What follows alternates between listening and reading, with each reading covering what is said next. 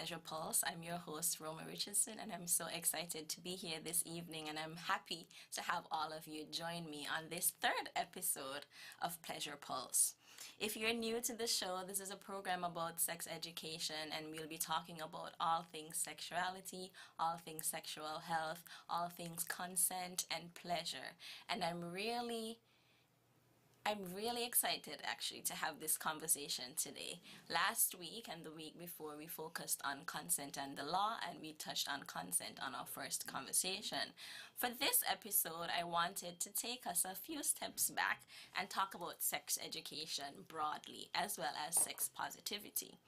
I think there might be lots of people who are wondering why we're having this conversation in the first place. Maybe you've been listening and you've had a bit of a hard time trying to convince the people around you that talking about sex is important. So tonight, what we're going to do is give you some tools, give you some information, give you some reasons to be able to better have those conversations in your own lives, with your children, with your partners, maybe at schools, maybe you're a teacher and you've been advocating for this for the longest time. So tonight I'm really excited to have this conversation about sex education and sex positivity.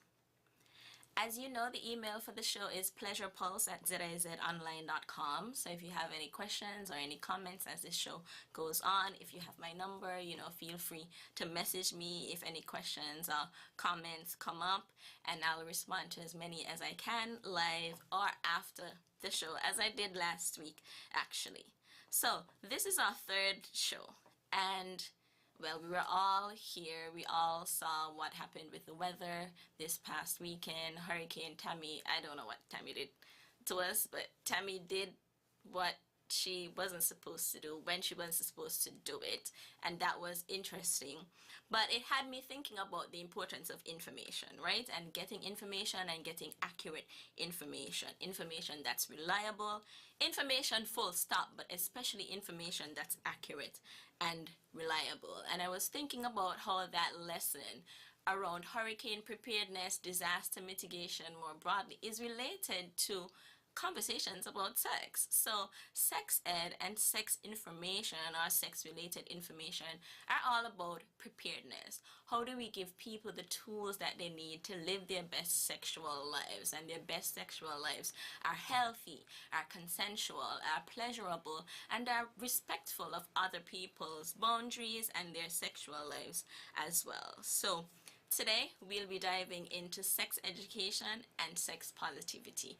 I'm going to give you a minute to gather the troops, get a little snack, a little drinky drink, whatever you need, to be able to get comfortable to get into the show this evening. So we'll take a short break and we'll come right back.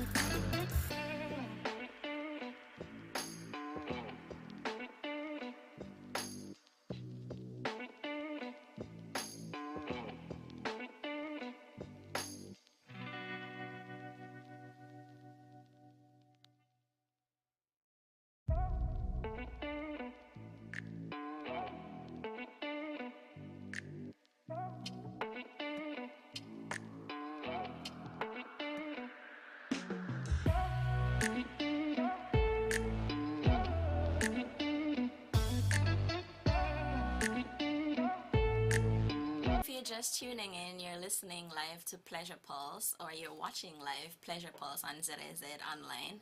And I'm your host, Roma Richardson, where tonight we're talking about sex education and sex positivity. I was talking earlier about how the Hurricane Tammy had me thinking about the importance of reliable and accessible and accurate information, and comparing that to sex education broadly as a field and its centering of information and its belief that with information people are able to make informed and the right choices for them. So if you think about it, right, like when hurricanes, as we like to call them, weather, are coming, rains, floods, lightning, thunderstorms, whatever it is, the only thing that we can prepare, the only way that we can prepare properly is with information. Information helps us to mitigate risk. It helps us to reduce those risks. It helps us to stock up on what we need. It helps us to batten down, make the right decisions about our property and our belongings. It helps us to make sure that we know who we should be looking out for and taking care of during the storm, before the storm, after the storm. Information is extremely important. And that kind of information leads to or helps us to do things that we wouldn't normally do if we didn't have the information. So imagine if NEMA wasn't a thing. Imagine if NEOC wasn't a thing. Imagine if there was nowhere online to access information about hurricanes and how to prepare for them. What would we do? It's the same question that you have to ask yourself when we're talking about sex education, because sex education, it functions in a similar way, right? There's some measure of education that happens in school, but I know that in my time most of what we learned was abstinence focused. I remember the abstinence t-shirts, they were nice, your little mufti there, not having to wear uniform, and you wear the abstinence shirt and you have the abstinence conversations. But how many of us really practiced abstinence because it was what we were taught in school? And how many of us went into the world of sex, or started our sexual lives with a serious dearth and lack of information because we were only taught about abstinence? So when you have instances like that, singular ways of teaching about sex, whether it's abstinence only or whatever else, it leads to adults who have very low knowledge about sex unless they've done the education themselves. And that's what a lot of adults are having to do now, teach themselves the things that they were never taught as children. Now, in case you're a little skeptical still, and you might be asking, where does this gap in information actually show up? Like, how do we know that people don't know what they should know, or what might be helpful to know? So I went to trusted Twitter, right? Because Twitter is a good place to know what's happening with everything. And one of the first things that came up on my Twitter was somebody asking, y'all give BJs with the condoms on? BJs, blowjobs, oral sex. And some of the replies were very interesting. People said, no, it's like giving head to a balloon. People say, why would you do that if you have to be sucking on rubber and lube? Somebody said, why do you think they make flavored condoms? It's specifically for oral sex. Someone said, that's doing a lot. Somebody said it's madness to do it. Somebody said they're so happy that they don't partake because why is using, or the thought of using a condom, making people upset? Somebody said if you're using a condom for penetrative sex but you're giving oral unprotected, you're better off not using the condom.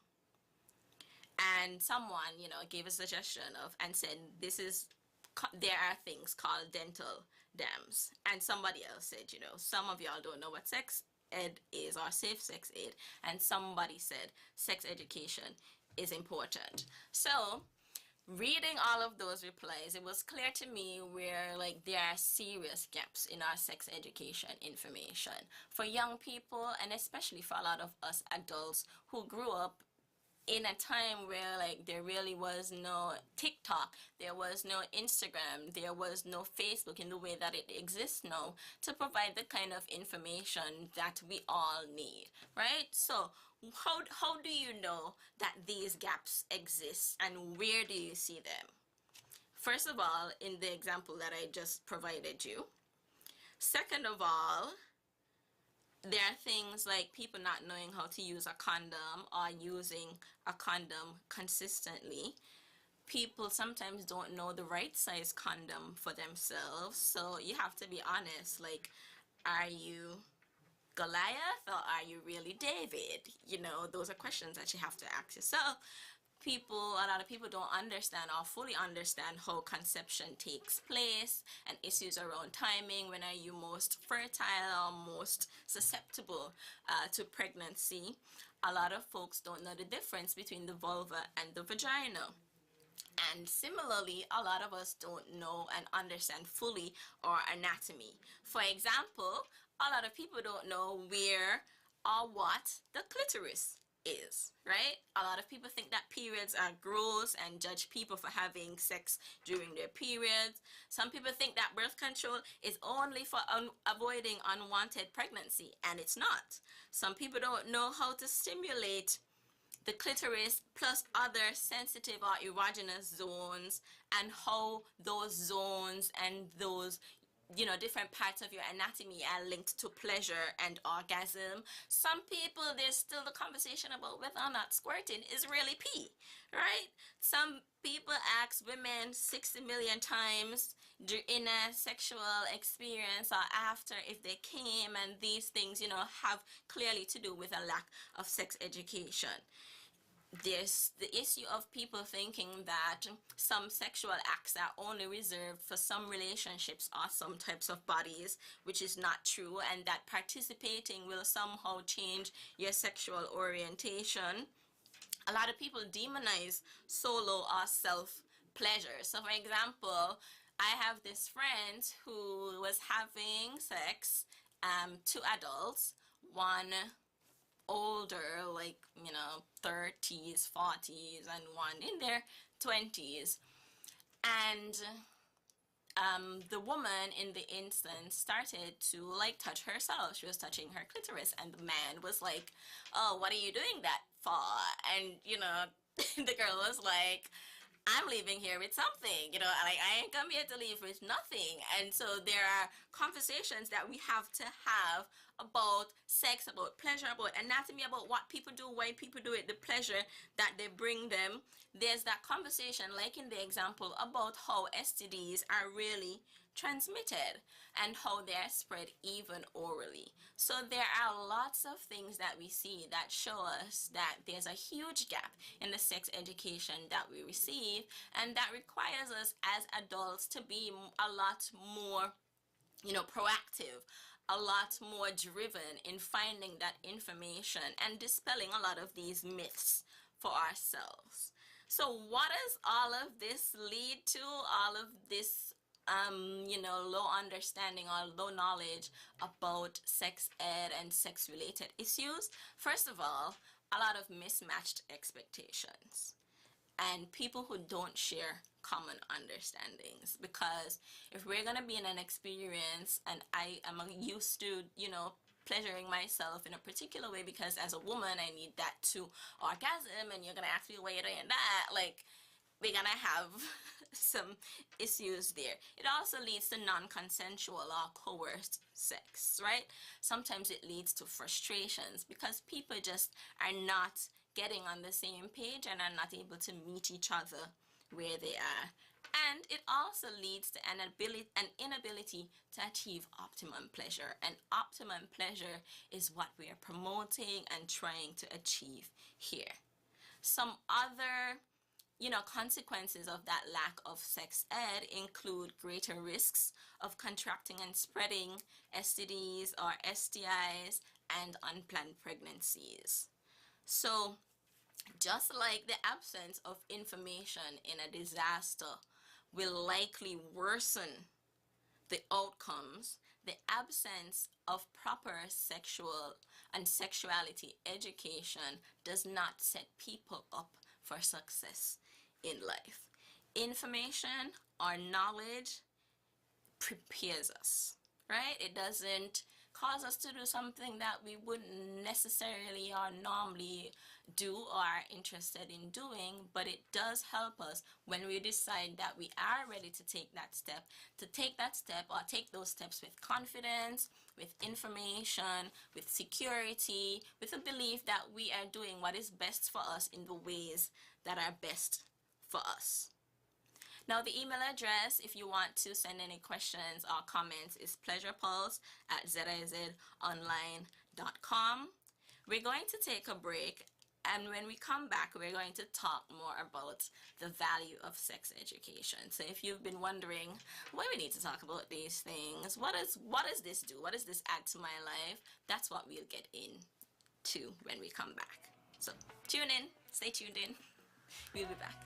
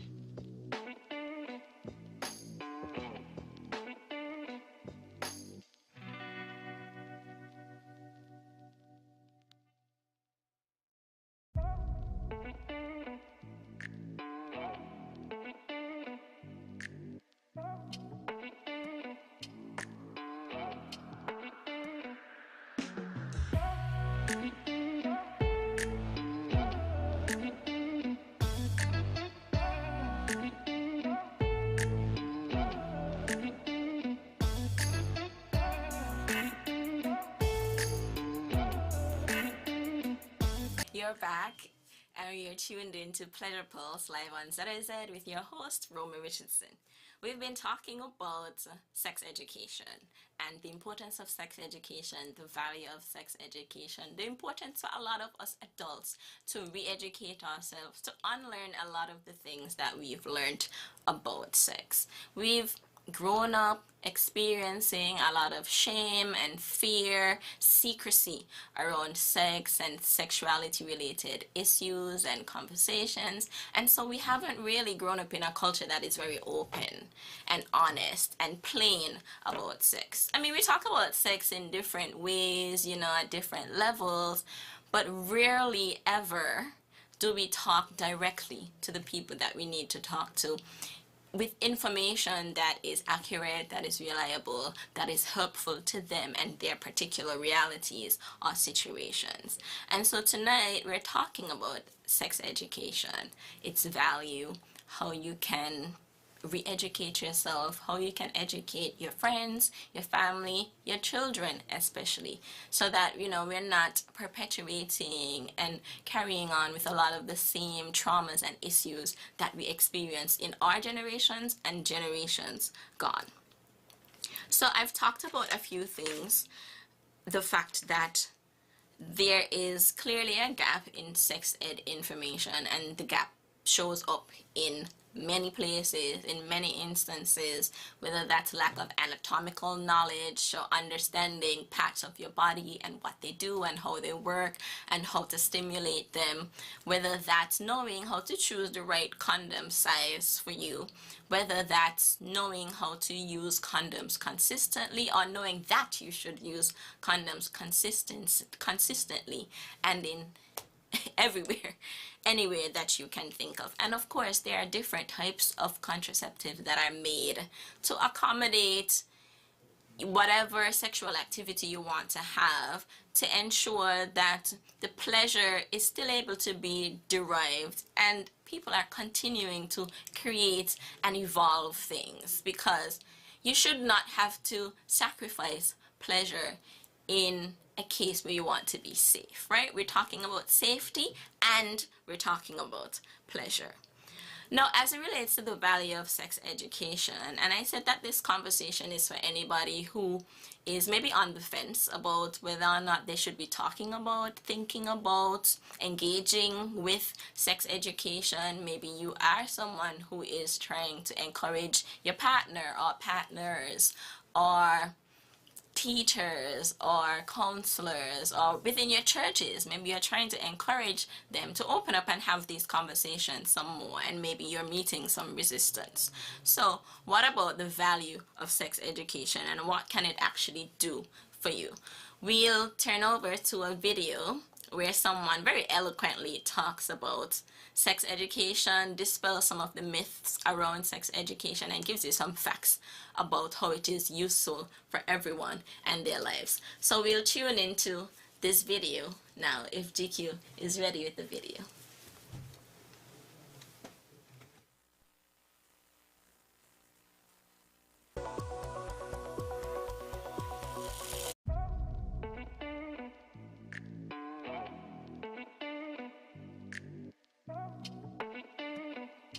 If you've grappled with these questions as a parent, a teacher, a grown-up, or a young person, Dr. Venkataraman Chandramouli is here with some answers. Welcome, Chandra.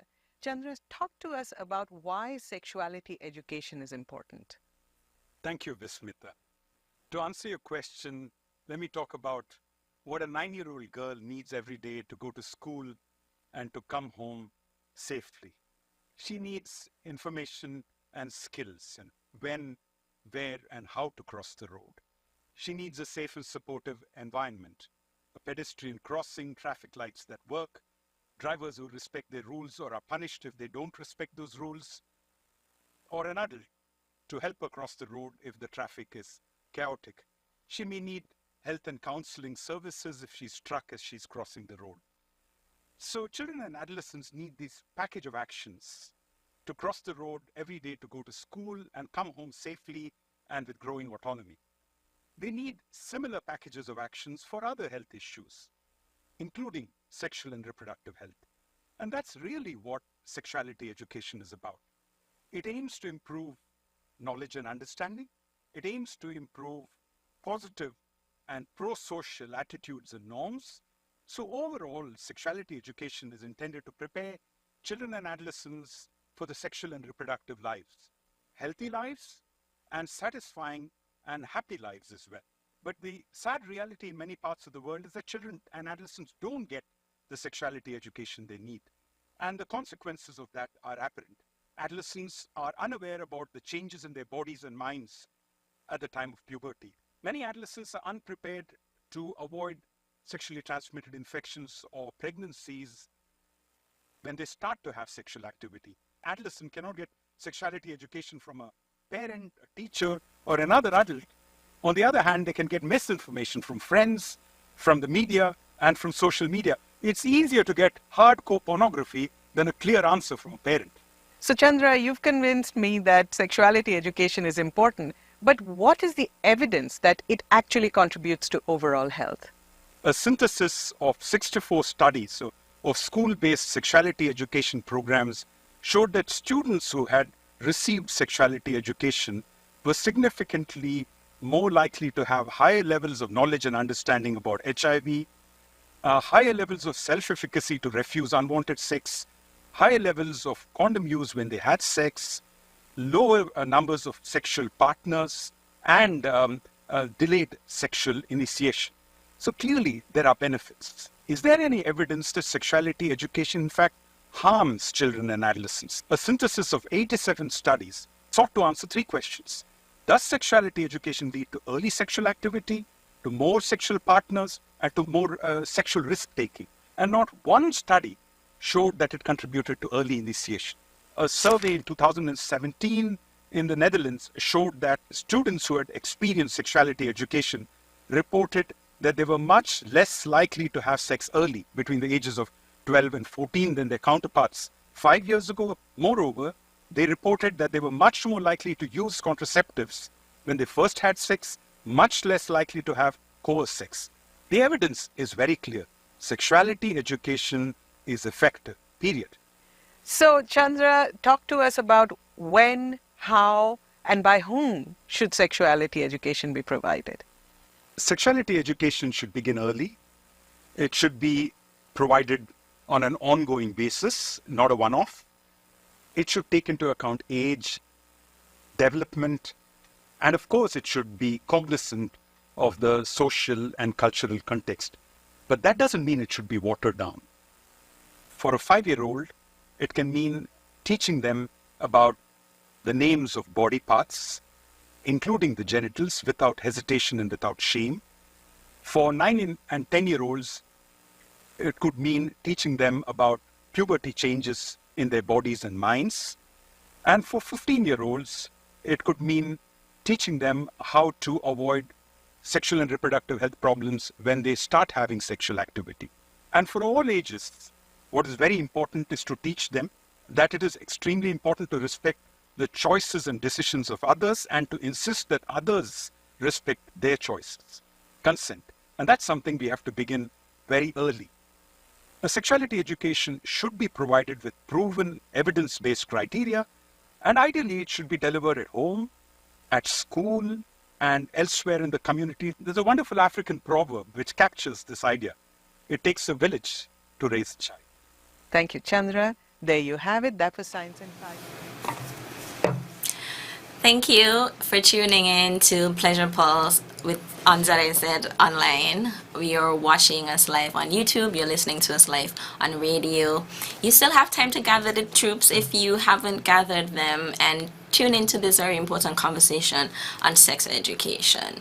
The video the guy was talking about focusing his conversation on adolescents and children, but since we are also, a lot of us adults, in the process of unlearning and re-educating ourselves about a lot of these things, you could think of us as kind of reparenting ourselves and helping ourselves to find the information that we need to make better choices about our sexual lives for all of the benefits that learning and unlearning and teaching ourselves can provide. So what are some of these benefits actually of sex education?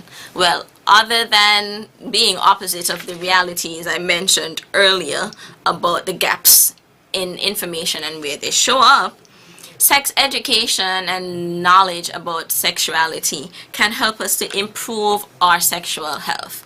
And sexual health, according to the World Health Organization, is a state of emotional, mental, and social well-being in relation to sexuality. It's not merely the absence of disease, dysfunction, or infirmity. So sexual health is not, if you ain't sick, you're healthy. It means that you are actually healthy, you have the knowledge, the information, the tools to make good decisions for yourself. It means that you are participating or not participating in any sexual activities that you are not interested in. It means that you see yourself as a fully autonomous being with agency and control over your life and the decisions that you make related to sexuality. Sex education also provides important information which we have shown that we need about sexual health and safety. Sex education helps adults to develop healthy and wholesome attitudes and behaviors towards sex, including the knowledge and the skills to have pleasurable sexual experiences. There are lots of classes that exist that can teach you all sorts of things, and I've taken a few classes on different types of pleasure and achieving pleasure, and I encourage you, to look into any classes that might be available for you to take. But it's important that we see how sexual health contributes to our overall health and how the lack of sexual health and sexual education, sexuality education, can contribute to ill health as well. So we have a lot of attitudes and behaviors around sex that do not help us, that harm us, that harm the people around us. Rape culture, for example, is a thing where people blame victims and support the environment for rape to take place. Those are conversations that we have to have, and we have to have them honestly. Sex education can also help, and it's something that I've stressed and emphasized time and time again. It can also help effective communication with your partners. It can help you to improve intimacy and your quality of life. Sometimes we're talking about the harms, but oftentimes we need to talk about what helps. So with this show, and with the approach that we're moving towards, we want to be talking less about risk and more about pleasure. So we want to decenter risk and center pleasure, center sex positivity. And so maybe you heard me say that earlier and you were wondering, why is that, being positive about sex? Actually, it is kind of. Whereas before, a lot of our conversations around sex were very negative. It's talking about the unplanned pregnancies, about the STIs and STDs and so on. And it leaves out the very important part of the conversation and why people tend to have sex in the first place. The pleasure, the things that you want out of sex to help you enjoy it. The fact that you're doing it because you want to derive that connection and that enjoyment, that sense of fulfillment that you feel can come through sex. So we want to, with sex positivity, emphasize consent and pleasure rather than fear and shame. So we want to move away from those conversations. And even though I'm hosting this show, have a lot of unlearning to do, because as much as I'm here talking to you about sex every Tuesday night, there are some places where I hesitate to talk about sex. So I hesitate to talk about sex on social media. My brother is on my Instagram, and I'm aware of how he might be like, or whatever kinds of reactions I might get from him. I'm hesitant to talk about it on Facebook. I have a lot of church people there, and I'm not sure what the reception will be like. So even I am unlearning in this process, in this journey with you, a lot of those harmful ideas that make sex feel like it's something shameful and something that we should be afraid of. Sex positive education, it promotes knowledge, curiosity. So asking questions is important. It's central to this. We want to promote and encourage confidence in all bodies, in all people. We want to develop equitable and mutually respectful and pleasurable relationships and sexual experiences. And you know why this is especially important to me? I don't know how many of you have ever heard of the orgasm gap, but it's a thing, and it refers to how particularly women in heterosexual relationships orgasm or come way fewer than their male partners. And that is directly connected to a lot of ignorance around the clitoris and how women orgasm in the first place. And I remember this friend talking a time about how, she had sex with a guy, and she actually had to ease off to a small room and finish off herself because the sex was done. She had not achieved orgasm. And you know how we feel like once the man done, the thing done.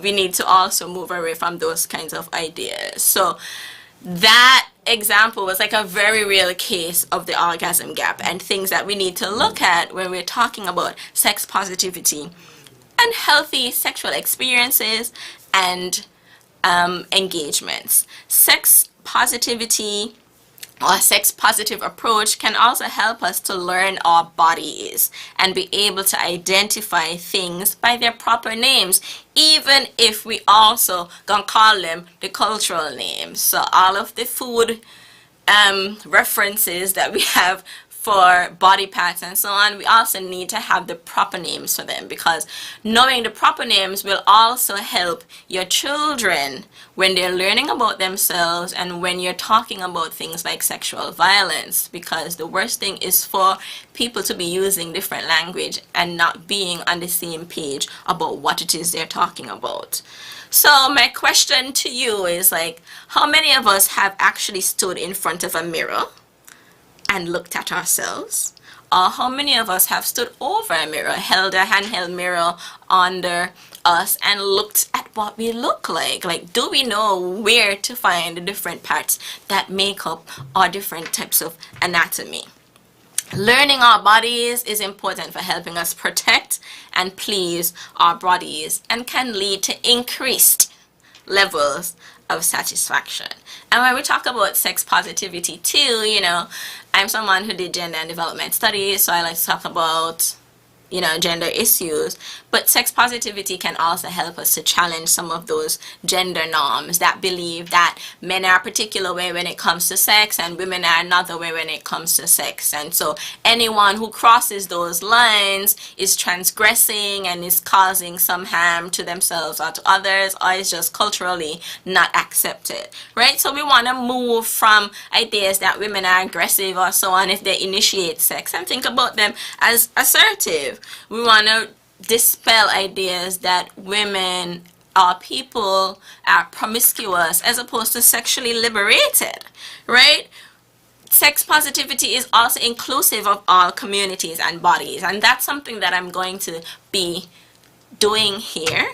So that's, you know, encouraging you to start to open up your mind to what we might get into talking about.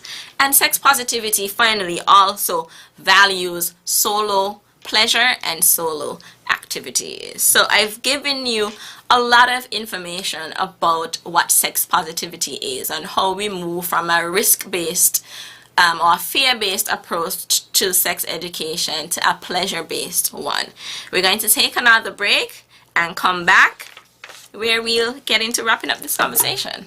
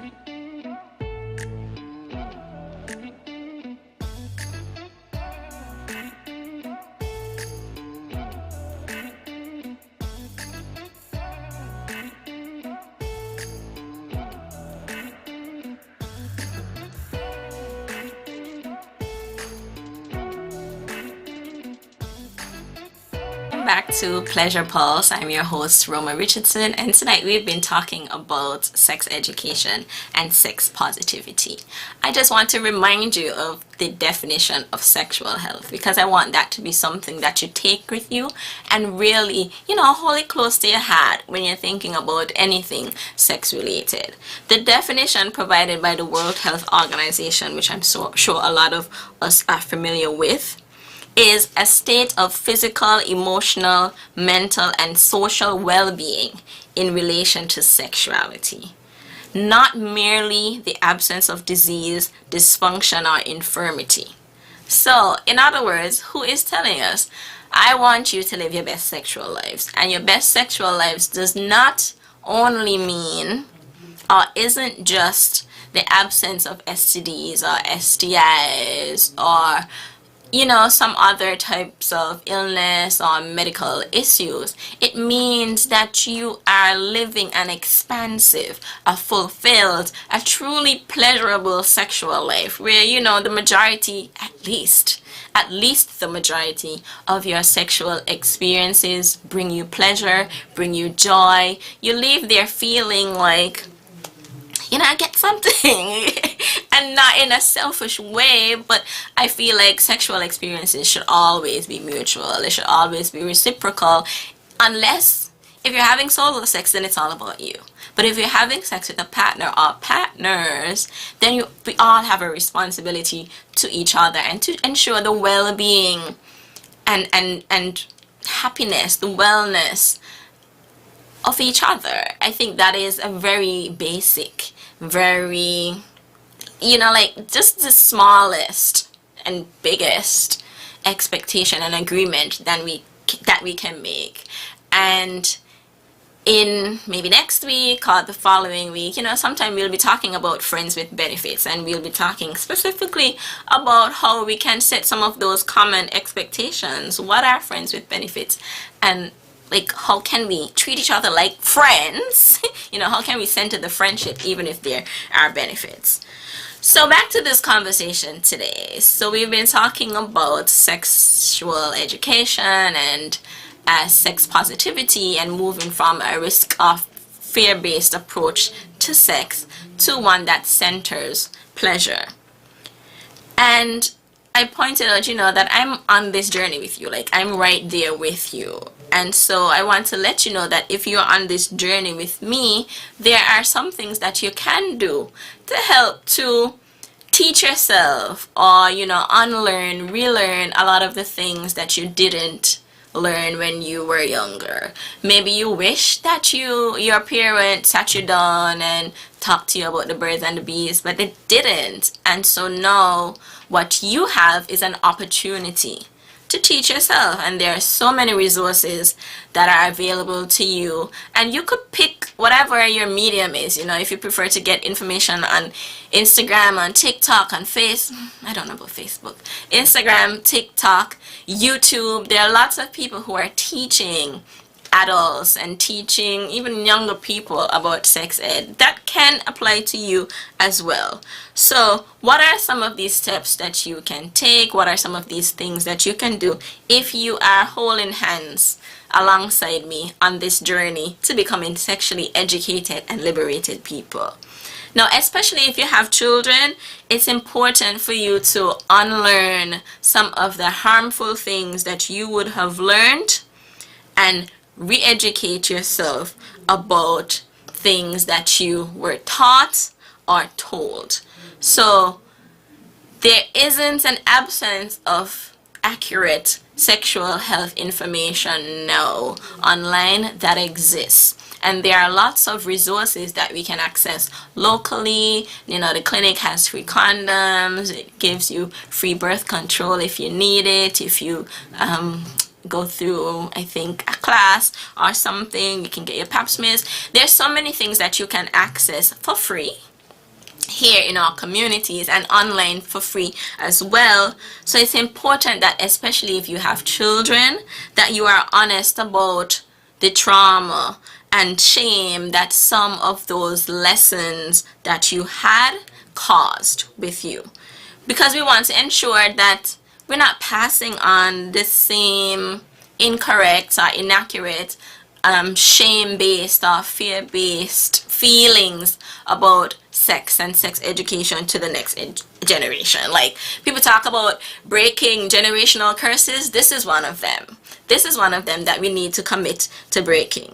Another thing that is important for all of us to do is to open lines or maintain open lines of communication with our partner, our partners, And now that we all big people, so we can face our parents in the face, and maybe we can have some of these conversations that we were not able to have with them. Maybe we can talk about pleasure with our parents or with elders. I find that a lot of older people, and I'm talking about, 60s up, who done live their life, are very willing to tell you all of the things that you can do, give you, the tricks for this and tricks for that to help you to achieve the pleasure that you are looking for. So maybe we can have some of those conversations that we were never able to have before. I'd encourage you, one of the most important points is to seek out accurate and reliable sources of information. And for me, and I think probably for a lot of you too, it will help if that information is culturally relevant and if it comes from people who look like us. Because oftentimes if people are coming from a different context and they're trying to teach us about something, it's like you're not even familiar with the language that we use. When we talk about this, you don't know what it is we're referencing, you don't know how our society and our systems are set up, and so you might want to access that information from people who grew up right next to you, or people who grew up in the same space as you and whom you trust. So some of the resources, some of the people online that I find insightful and that share very good information are Inner Work Healing on Instagram, Zarina.Isaac on Instagram as well. I think a lot of you know her. She's a sexologist. There's a page on Instagram as well called Afrosexology. So it's led by two black people, and it's sex ed, sex information centering black people. And there's also a page called Vagesteem, and I think the person who runs that page is Haitian American. And so, a lot of it is very centered in and familiar with what many of us would have grown up with as sex education. I would also encourage you to take a class or workshop. I was on Zarina's page earlier this evening, and I saw that she did a session, a lingerie session, a private party session with some folks. So maybe you might go and run through her page and see what's available for you to take. And there are lots of other classes or workshops as outside of Zarina. And of course, stay tuned to Pleasure Pulse and encourage other people to listen to these conversations. Throughout the show, I'll be bringing in different experts who can talk about a variety of topics. We have sex therapists. Hopefully we can get Zarina, Inner Work Healing, on the show at some point. If you're listening, I'll message you. And just stay tuned to this space. We'll be talking about all sorts of things and providing all kinds of information so that we deserve to live fulfilling, pleasurable, enjoyable lives. Life is hard enough. That shouldn't translate to our bedrooms. Our bedrooms, our front rooms, our kitchens, or whatever, should be spaces where we feel like we can be our fullest, most authentic selves, where we love our bodies and feel like the people around us celebrate and embrace and really lift up who we are, how we look, how we show up in the world.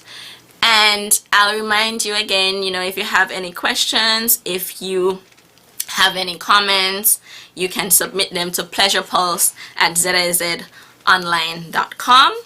And to close, I want to remind you, wait, let me check to make sure no one is, oh, sorry. I want to remind you that Pleasure Pulse is a safe, inclusive space for everybody. No question is too big or too small, and no topic is off limits. We'll be talking about it all here. I want to thank you for tuning in to Pleasure Pulse this evening. See you next week, Tuesday, same time at 8 p.m. on ZIZ. I'm wishing you all a safe and pleasurable evening.